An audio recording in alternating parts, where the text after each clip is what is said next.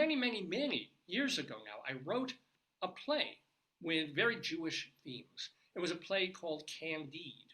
Candide with a K, because it was riffing on, it was sort of parodying and playing with Voltaire's classic satirical novel Candide, but I kind of put it into a different context. I took the main idea of the play, the mocking of the idea that all is, God made the world and the world is perfect as it is, and God has a plan for everything. And even the most terrible things that happen are happening because there's a plan. There's a grand master plan.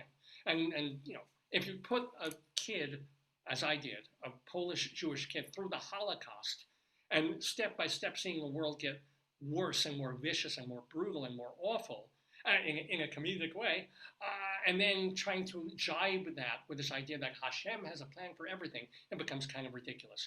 Anyway, that play won an award, and part of the winning of that award involved having a production directed in California by the person who's going to be joining us momentarily. His name is Robin Huber, a wonderful fella, and he was the guy who directed my show, Candide. And we're going back to the early or mid 1990s. I'm not exactly sure of even the year now. It was that long ago. But he did a lovely job. It was great hanging with him. And he's had a career teaching theater, directing theater at the college and university level for many years out in California. Plus, after that, he's had this whole second life of volunteering in parks and national parks and places like that to help ecology and to help basically the natural world. So we're letting him in. Oh, he looks great. Oh my God, he looks terrific. Ladies and gentlemen, I just need him to unmute. So if you unmute, there you go. Ladies and gentlemen, all the way from the West Coast and getting up real early to be here, won't you kindly welcome Robin Huber. Hey, Robin. David, my God, the year's gone by. Oh, the year's gone by for Dave's gone. Why? Is it because the hair's gone? I was already balding when you knew me. I'm not that. Yeah. I'm older. I'm old. You don't look. You look a little older, but my God, you don't. You still have hair. I resent that. You still have hair, not just here, but here. How do you manage it? Yeah. Just genetics, I guess. Well, mazel tov on that. How you been? Sorry? How have you been? Oh, I've been great. I tuned in your show a little earlier today to see what I was in for. And gosh, I don't know. Following a book about what was the quip I was going to use? It's going to be hard to follow a book about penises. Yeah, hard. Well, at least better than semi-hard to follow. Yeah. But now, Robin. First of all, again, I'm just amazed because it's been many, many years. I think one time I'd come out to California maybe a decade ago and we had lunch, and that was kind of cool to see after all those years. But do you remember it was early 90s or mid 90s when you I was, the weird thing is, prior to the digital age, all that stuff just disappears into the ether. Once the iPhones and digital cameras came about, everything gets onto the computer, and all you have to do is go into your history and you can find everything you did, for the last 15 years. But you go past beyond that and it's in a box in the garage somewhere and not readily accessible. Did you keep any in a box somewhere? Did you keep any memorabilia from? I did have a box of programs from all the shows that I was involved with. But I think I weeded it out stupidly some years ago, and I'm not sure what's left. The Lefkowitz play. Well, that goes instantly shredded, then recycled, then dug up, an animal eats it, craps it out, then I'm going to recycle it again. Yeah, no, but I still have the program from it. I have a poster, I think, from it back. Oh, wonderful. Yeah, I'm sure it was, like you say, I thought it was the 80s, but you're probably right. It was more like the early 90s. Yeah, I think 80s would have been a little soon on that, but maybe might have been 89, 90, 91. So that was it. Go ahead. I was telling people that Candide was a riff on Voltaire's Candide, where it's a naive young Jewish boy in the early 30s or mid to late 30s in Poland, getting seeing all the anti-Semitism, getting thrown into a concentration camp, and then he's got his mentor rabbi. Who was the guy? Who was the older gentleman? He was lovely. That was one of the more wonderful things about that experience with you and your play was that I was able to score my mentor from Cal State University, Los Angeles, to play the rabbi, Pete Goodman. Pete Goodman. I remember asking you about him, and when we met in California, it just passed recently. Yes, he did. It was very sad. He also had a second life. He went on to write adventure novels about. I think his character was a like a what do you call it? An anthropologist or a whatever that did work in Central America, Tomb Raider kind of thing. Oh, it's wonderful. I mean, and he was an interesting choice because he was the only person in the play who wasn't a student. Because you wanted to cast an older actor to play the mentor, older rabbi. Yeah. So Pangloss' character, we called him Panglev, who was Candide's rabbi, who everybody thinks he keeps dying or being tortured, and then he keeps popping back up for most of the play. Right. Part of the joke of Candide. But he was, and there was a choice to have an older, and it was a great idea because he was perfect for the role. And then, but everybody else, it was a big cast to do this. It was kind of an epic play. Yeah. But everybody else was students. Everybody was playing all different ages and stuff. Yeah, well, that's one of the nice things about teaching at a community college is that you get not only students who are going on to to four-year schools to get degrees, but you also get people from the community who are coming back just because they want to do stuff. And so it wasn't unique that I had access to an older actor. Almost every show I did, I was able to cast appropriately aged people from the community who would come in to audition. Do you have any memories of directing this show? Yes, I do. Okay. Unfortunately, not as many as I would like, but I do have definite memories of working through it and solving problems. I mean, that's one of the real joys of doing a world premiere, is that you're not rehashing, recreating something that someone else has already, had done, and there's a published script, that's had all the rough edges taken off of it, and all the problems solved, and a list of props in the back. You're starting from scratch, and that's a real joy. It really is. It's the fully creative experience of putting together a play, and I thank you for that opportunity.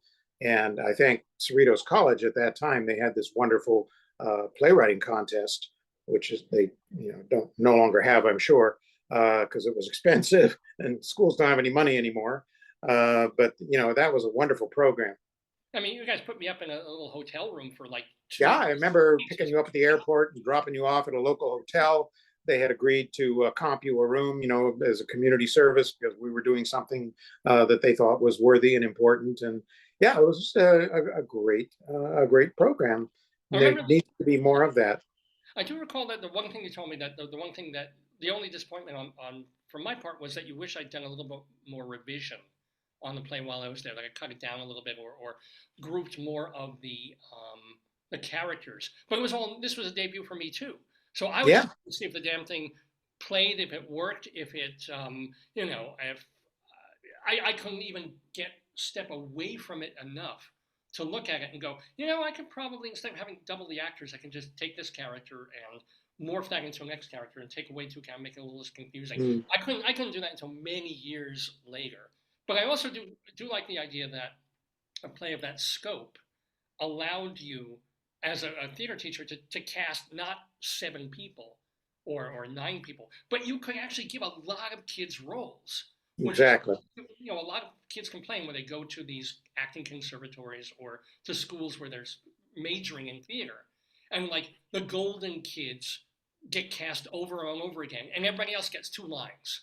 Right. Your characters in Shakespeare. I like the idea that my play allowed you, because it was epic in scale. Everybody got at least one scene.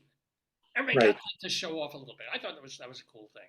Do me a favor and copy this. Make a photographic, a copy of that program if you have. If you can find it and email it to me. I would love to.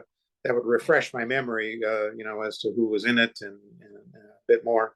Next time I'm in New York, I don't have it here. I'm living in Maryland now, but next time I have in New York a copy of that plan. I'll absolutely PDF it and then send it over to you. I was in Maryland late last year. If I'd have known you were there, we could have said hello. Oh well, Rob. Yeah, absolutely. Would love to. So I'm you. sure I'll be back. I have relatives who live there now. My sister is in a nursing home. Oh gosh, what's the name of the town? It's south and east of Baltimore. Anyway, she's We're there. pretty north, but we're north of Baltimore. But absolutely, and you. Mm. I want to say that back when I was there, back in California for that first time, you were the first time I ever had a mojito. Because we went out for lunch sometime. I mean, it was Mm. like, and compliment my lunch, thank you very much. And we went to a place, and it was like after rehearsal, after whatever. It's like, well, you want, Right. I'm like, what is that? And I had a virgin mojito because I didn't drink it all at that point, and I knew I wouldn't Mm-hmm. enjoy it with alcohol in it. So I'm like, and it was in California. I never heard of it. And he said, "Oh, try this mojito. It's good." I'm like, Yeah. okay. It's mint and it's crushed lime, and I was like, I fell in love. And every once in a while, I still have mojito, and I think of you because that was a new experience for me. I was in my 20s. I knew Yeah. nothing. I hadn't really flown Oh, that's anywhere else. right. I somehow remembered you as being older. I thought maybe you had hit 30 already at that point. Maybe if I was 30, I was just borderline. So I was Mm. older than all the other students, but I wasn't that much older. I remember we all went on, not you, but the gang went to Disneyland. I'd never been to Disneyland, and then we all went as a group. And then, of course, I was a little outsider-ish. Not also because I don't like rides. I don't like thrill rides. So I'm wandering around like Disneyland, and like I go, okay, yeah, let's wait for 45 minutes and get on this thing I'm gonna hate. But I was trying to be a good sport and all that. But So what? this was a real cultural awakening for you. Oh, I know. I learned that I don't like Disneyland. But what else do you remember, if anything, about the experience of directing that show? And then I'll ask you about other shows you've done. Well, like I said, a lot of it had to do with being able to reconnect with Pete, my mentor, and be able to work with him. And it was strange, because my relationship before that had always been teacher to student, student to teacher, I should say. And suddenly the roles were reversed, and it was my mentor being the actor, and I'm the director, and yeah, that was a little odd. But since that time, we kept the relationship going. Very fortunately, his dentist happened to live or have his practice nearby to the college. And so whenever every 6 months when he would, because he lived, he was in the LA area, but not real close. So every 6 months he would come back for a dental appointment, and we'd agree to meet for lunch and catch And it was up. a cheap lunch for you because all you had to do was spring for soup. Yeah. Like, no, oh, Pete, I was going to buy you prime rib. No, vegetable soup is fine. Now we usually I think we went to there's a deli nearby, New York style deli, and we would always go there. Well, in memory of Candide, on Keeping the theme going, keeping the theme going.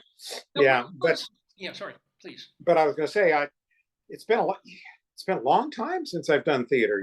We talked about changing careers, and that's really been, I can remember more of that than I can almost of theater because it's been so long ago. I retired in 2009, All right. and I have not had any real contact with theater other than seeing the occasional play in LA that comes through that I have an interest in.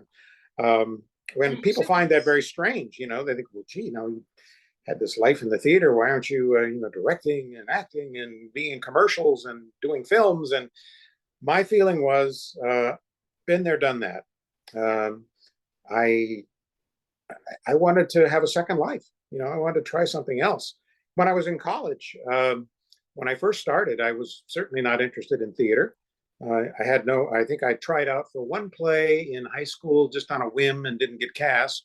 And then I went on to the local state university, and just as a general education major because I wanted to get my footing, find out what I wanted to do.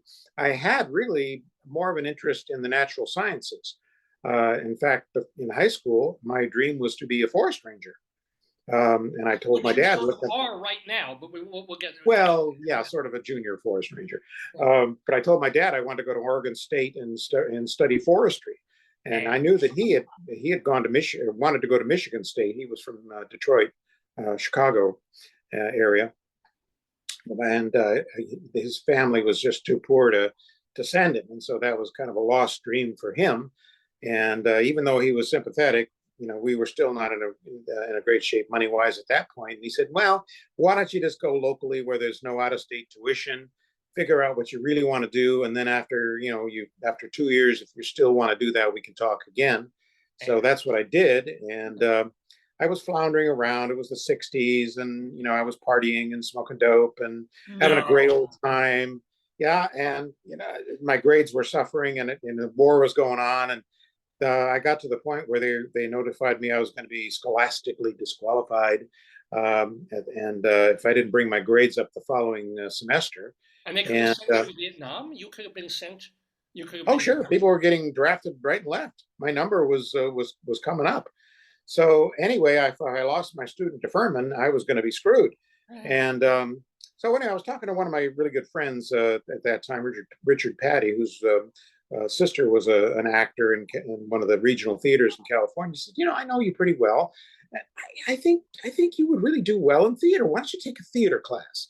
So I signed up for Theater 101, figuring, okay, that'll be a good way to bring my grades up. It should be easy and fun. And I loved it. I loved it. In fact, I think I had Pete Goodman for that class. And so anyway, I did much better that semester, but unfortunately not better enough to pull myself out of the hole I dug for myself. And I was booted out. So at that point, I was going to get drafted, and I certainly didn't want to be in the jungle, shooting people. So I went down to the local Naval Reserve Center and signed up for the Navy Reserve, figuring that would be a safe way of keep you in American spots. But I wanted to get it over with. Most people would just do their reserves for a couple of years and then do the required 2 years of active duty. But I wanted to get one and done, get it done, get out of there, and get back to real life. So I went immediately to boot camp and got assigned. Guess where? Vietnam. But you were I didn't know this. You were in Vietnam? Yeah. Well, not in it. I was off the coast. I got assigned to an oil tanker that refueled the Navy ships that were doing shore bombardment and sending out airplanes and all that stuff. So I was never in any personal danger. Yet I was technically in the combat zone and got combat pay and all that stuff. But it was 2 years, and it was an invaluable time for me. I mean, I met a lot of people that I would never have met. Being a college puke, as they called me, on the ship, and I don't regret those 2 years. It grew me up, and when I got out, I went immediately back to school, became a theater major, and the rest is history, as they say. Wow. Well, I just had no idea of that backstory. This is how self-centered I am. I could have asked this like 30 years ago. And I said, "No, Robert, what was your life like?" And it was like, "No, talk about my play." But now it's like, holy crap. On the other hand, maybe I told you the story, and the years have gone by. I'm 60. I've forgotten more than I'll never know. You've known a lot more. Yeah, like I tell the kids, I've forgotten more than you'll ever learn. Yeah. So anyway, so when retirement came along, I just decided, okay, I want to take that other road and start doing some stuff involving animals and plants and nature, which I'd never lost my love of. And my cousin, who had at that time been the head ranger down at Anza Borrego State Park, which is a desert park down by San Diego, said, "You know what? I think you would enjoy volunteering. We have a big volunteer corps in the state parks. Why don't you look into that?" And then he kind of hooked me up with that. We have a state park bordering my city, Yorba Linda, here in Orange County, northern Orange County. And so I just showed up there, and they put me to work, and I loved it. I loved being out in the hills and being with the birds. Yeah, sorry. How long was it since 2009 you've been doing this, or when did you?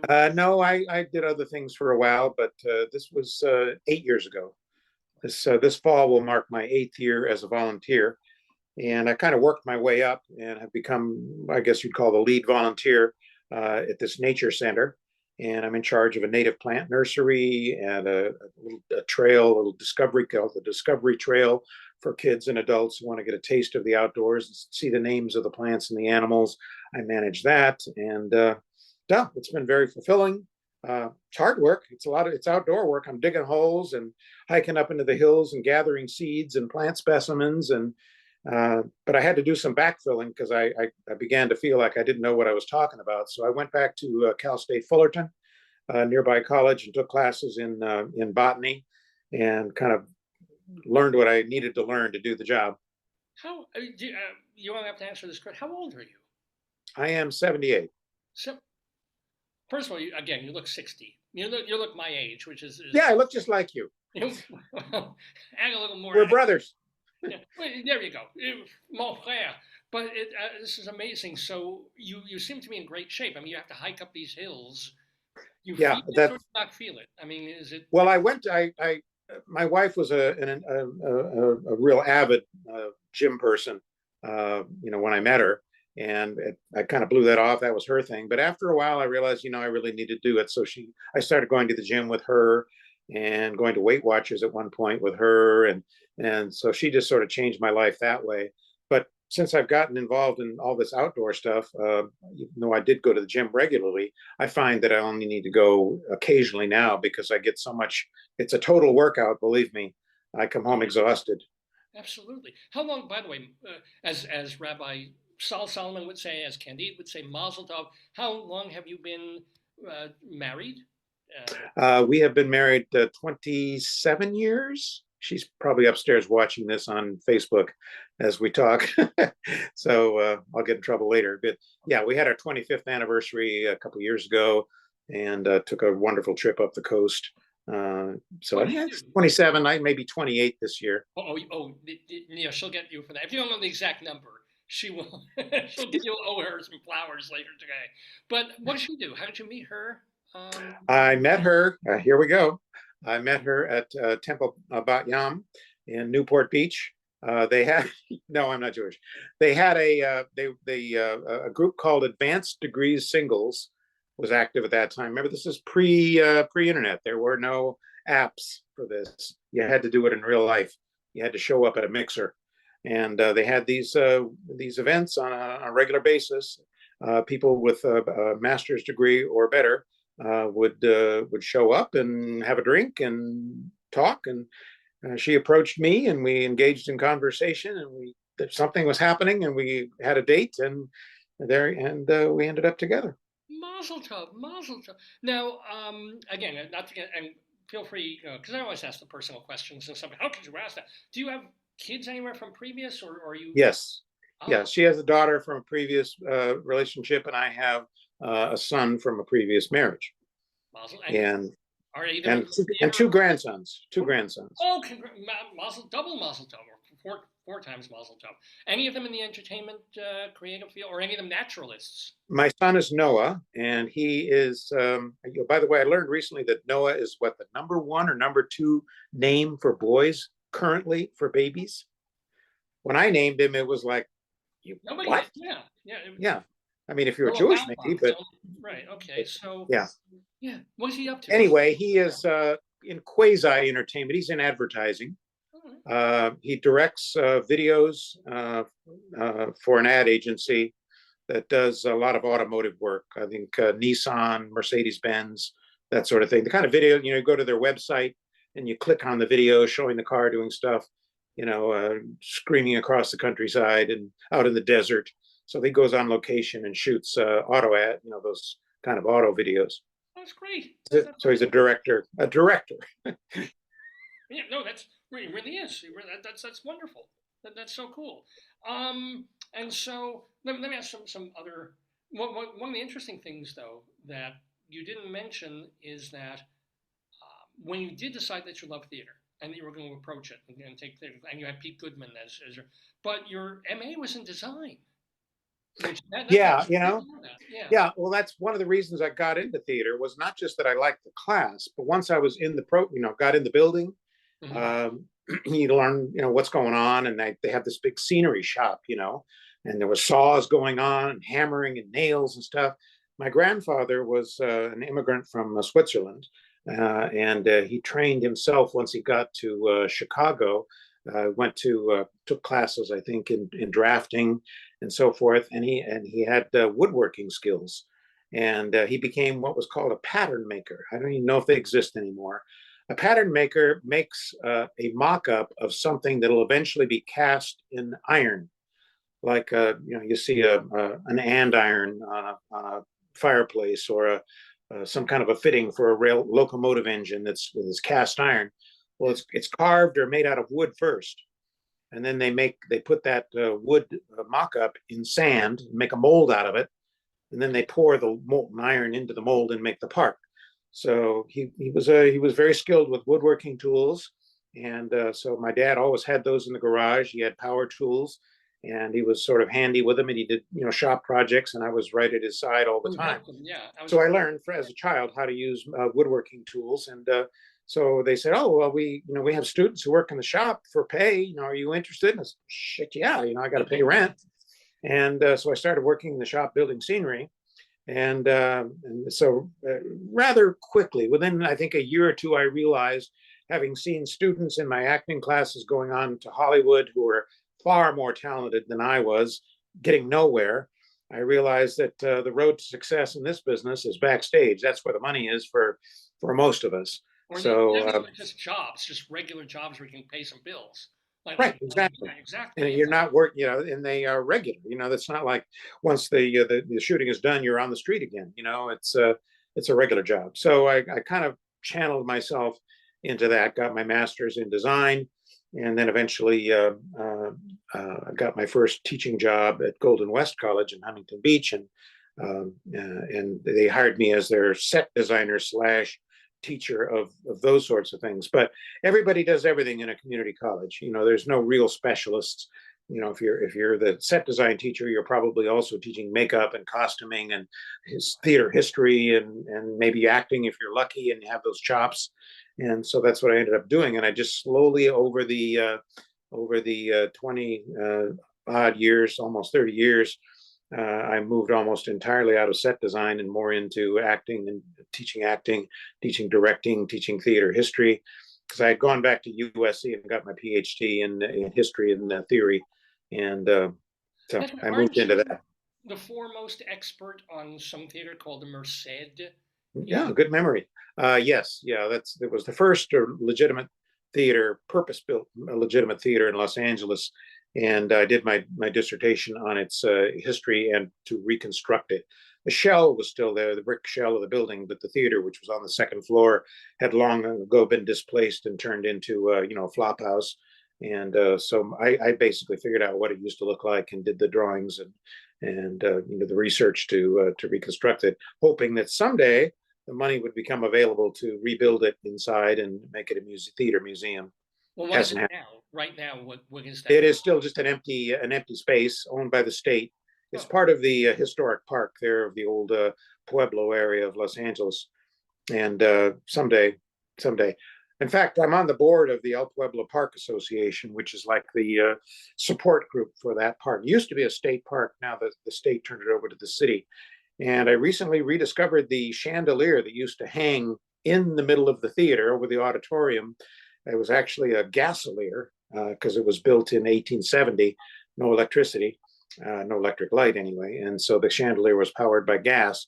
I found it in pieces in a warehouse that the city maintains for stuff that they take out of old buildings and they figure might be of some historic interest. So right currently it's up near Sacramento. There's a guy up there who that's his job, is restoring gas fixtures from the 19th century.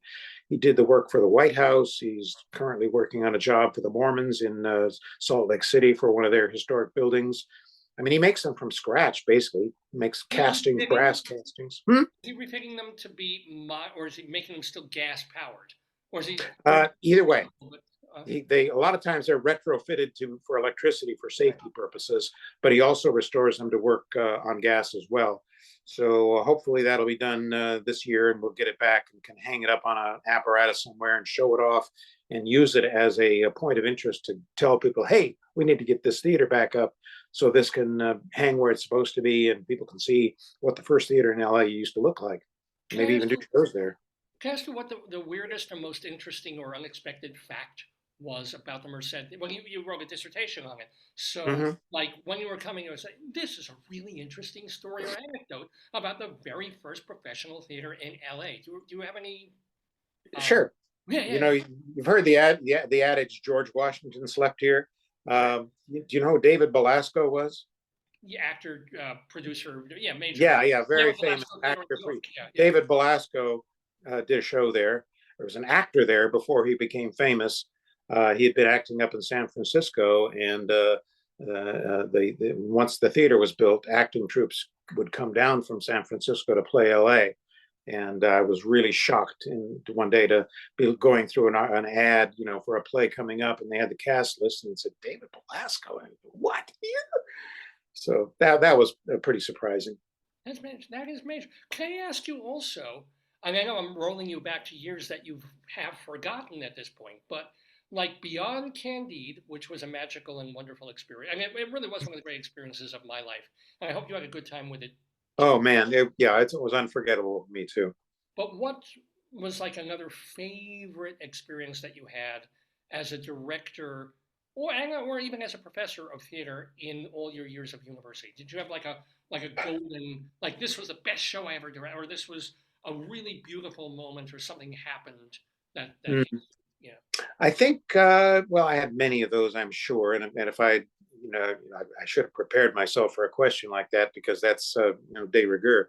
But yeah, I think the one that sticks in my mind most was a play that we did at Golden West College, which was where I was. That was my first job after graduating with my master's. And at that time, the Center Theater Group, which is the big regional theater in Los Angeles, the Mark Taper Forum was their experimental theater of the three that they had, and they were very active in producing avant-garde theater and kind of challenging stuff. And Christopher Hampton, a British playwright, did a play called Savages. It was about the treatment of indigenous tribes in Brazil. About how the land is being this was back in the 70s, but it's still happening today. How the land is being systematically, taken from the indigenous peoples in the Amazon basin, and so it was basically based on a real person, true story as it were, of this anthropologist who was working with the tribes and very much trying to prevent them from being wiped out. I mean, the government would come in and drop bombs on them just to kill them off so that they could chop down the forest and plant cane fields or plantations and stuff. And so this guy was an ethnographer, I guess. This thing, the person the play was centered on, and so much of the play involves his dealings with these indigenous peoples and recreating showing their ceremonies. And at that time, the Taper was very good. The Mark Taper was very good at outreach.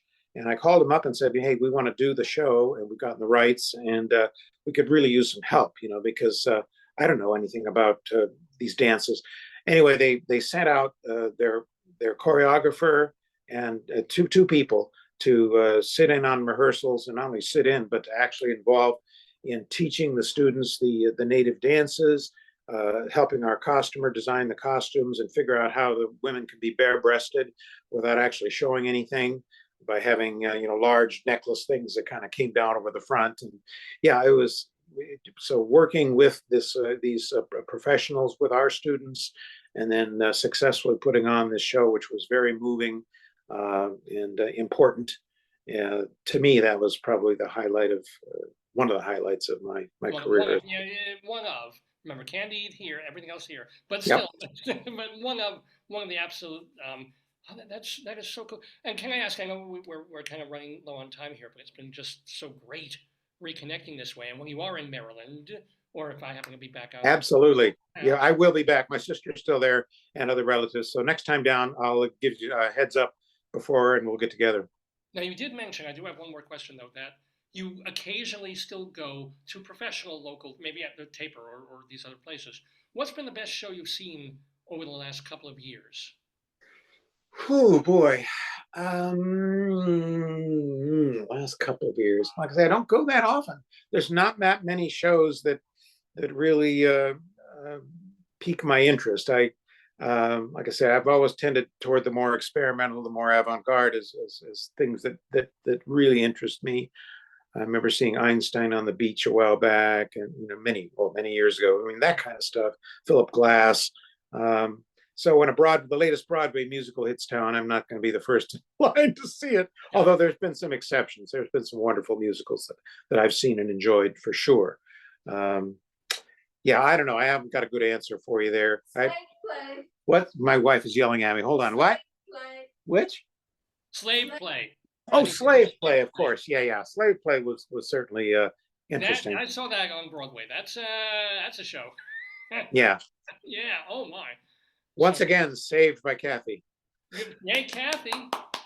Yeah. As you top out over 80, you will ask her more and more and more questions. And I am. Yeah, we work together that way. Yeah. She's off to the gym. Oh, there you go. Well, we have a bit more show to do here on Dave's Gone. Yeah. Just have to thank so incredibly much. Such a nice guy, such a smart guy, and such a caring and helping and decent guy. I mean, he spent all these years mentoring kids, doing creative things, and now he spent the last 8 years growing things and helping things get better and ecologically better. And that is so. Do you have a favorite plant? Yeah, white sage. Because is it white? Is it sagey? What is it? It's whitish colored and it's sagey, and the indigenous peoples used it in their ceremonies. They make an incense out of it. They would wrap it up, you dry it, wrap it up into a stick, a smudge stick, and then you light it, blow it out like an incense stick, and you use it to purify your house or whatever. Well, you know what? It's completely appropriate because you, Robin Huber, are a sage, and it has something like. Thank you for handing me that segue. Just no, but really, it's been an honor. It was an honor 25, 30 years ago to be, have my play directed by you, to know you and to work with you, and to see you here, and God willing to see you in Maryland soon. All best, all good health to you and your lovely wife, Kathy, and thank you for being with us in the neighborhood. Well, thanks so much for inviting me. I was a little apprehensive and frightened, but when I saw the 15 minutes of your show before I came on, I figured I had nothing and no worries. There's nothing left to lose. That's right. Thank you, man. Thank you, and have a great one. Thank you. Love you, man. Bye-bye.